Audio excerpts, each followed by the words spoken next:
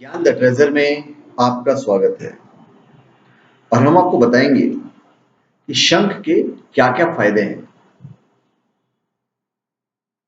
शंख का अपना एक धार्मिक महत्व है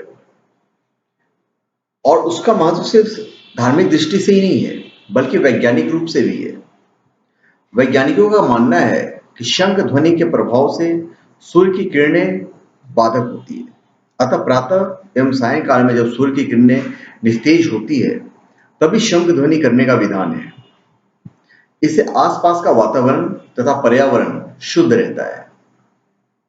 और आयुर्वेद के अनुसार शंखोदक भस्म से पेट की बीमारियां, पीलिया, खास पीलिया, यकृत, पथरी आदि रोग ठीक होते हैं।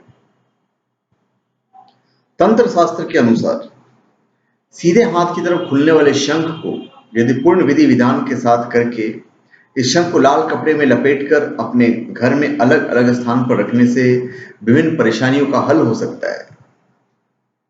दक्षिणावर्ती शंख को तिजोरी में रखा जाए तो घर में सुख समृद्धि बढ़ती है, इसलिए घर में शंख रखा जाना शुभ माना जाता है।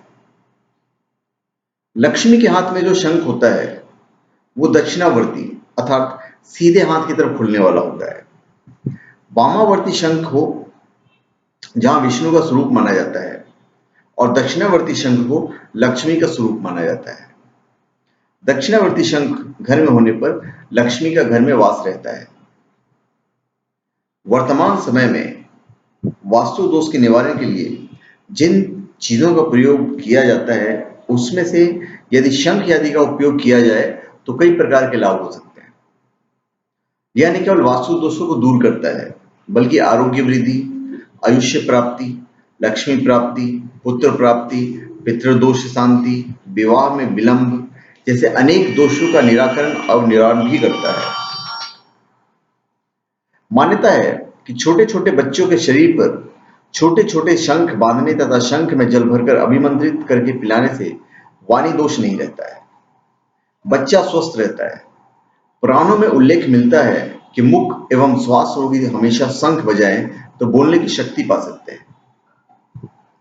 शंख के जल से शालीग्राम को स्नान कराएं और फिर उस जल को यदि गर्भवती स्त्री को पिलाया जाए तो पैदा होने वाला शिशु पूरी तरह स्वस्थ होता है। साथ ही बच्चा कभी मुख या हकलाता नहीं है। यदि कोई बोलने में असमर्थ है या उसे हकलापन का दोष है तो शंख बजाने से दोष दूर होते हैं। शंख बजाने से कई तरह के फेफड़ों के रोग दूर होते हैं जैसे दम्मा, कास पीलिया, यकृत, इन्फ्यूजला आदि रोगों में शंख ध्वनि फायदा पहुंचाती है।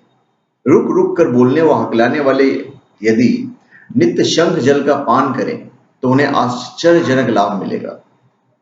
दरअसल मुक्ता व हकलापन दूर करने के लिए शंख जल एक महाऔषधि है। शंखों में भी विशेष शंख जैसे दक्षिणावर्ती शंख कहते हैं। इस शंख में दूध भरकर शालीग्राम का अभिषेक करें, फिर इस दूध को निरुसंतान महिला को पिलाएं। इससे उसे शीघ्र ही संतान का सुख मिलता है। बर्लिन यूनिवर्सिटी ने शंख ध्वनि का अनुसंधान करके यह सिद्ध किया है कि इसकी ध्वनि कीटाणुओं को नष्ट करने के लिए उत्तम औषधि है। माना जाता है कि पूजा पाठ में शंख बजाने से शरीर और आसपास का वातावरण शुद्ध होता है और सतोगुण की वृद्धि होती है जो मनुष्य के विकास में सहायक होता है। जहां तक शंख की आवाज जाती है, इसे सुनकर लोगों के मन में सकारात्मक विचार पैदा होते हैं और वे पूजा अर्चना के लिए प्रेरित होते हैं। ऐसी मान्यता है कि शंख की पूजा से हमारी कामनाएं पूरी होती है। चूंकि माता लक्ष्मी और भगवान विष्णु दोनों ही अपने हाथों में शंख को धारण करते हैं, लिहाजा शंख को बेहद शुभ माना जाता है। और साथ ही ऐसी मान्यता है कि जिस घर में शंख होता है वहां लक्ष्मी का वास होता है और दिनों दिन उन्नति होता है। शंख बजाने से फेफड़ों का व्यायाम होता है और स्वास्थ्य पर अनुकूल प्रभाव पड़ता है। खास तौर पर स्वास्थ्य रोगी के लिए बेहद असरदार माना जाता है। आयुर्वेद के अनुसार शंख बजाने से दमा, यकृत और इन्फ्लूएंजा जैसे बीमारियां दूर होती है। पूजा के समय शंख में जल भरकर देव स्थान में रखने और जल से पूजन सामग्री धोने और घर के आसपास छिड़कने से वातावरण शुद्ध रहता है। क्योंकि शंख के जल में कीटाणुओं को नष्ट करने की अद्भुत शक्ति होती है। साथ ही शंख में रखा पानी पीना स्वास्थ्य और हमारी हड्डियों, दांतों के लिए बहुत लाभदायक है। शंख में गंधक, फास्फोरस और कैल्शियम जैसे उपयोगी पदार्थ मौजूद होते हैं। इससे इसमें मौजूद तत्व सुवासित और रोगाणु रहित हो जाता है, इसलिए शास्त्रों में इसे महाऔषधि माना जाता है। शंख में जल रखने और इसे छिड़कने से वातावरण शुद्ध होता है। शंख में कैल्शियम और फास्फोरस के गुण मौजूद होते हैं, लिहाजा शंख में रखे पानी के सेवन से हड्डियां मजबूत होती है।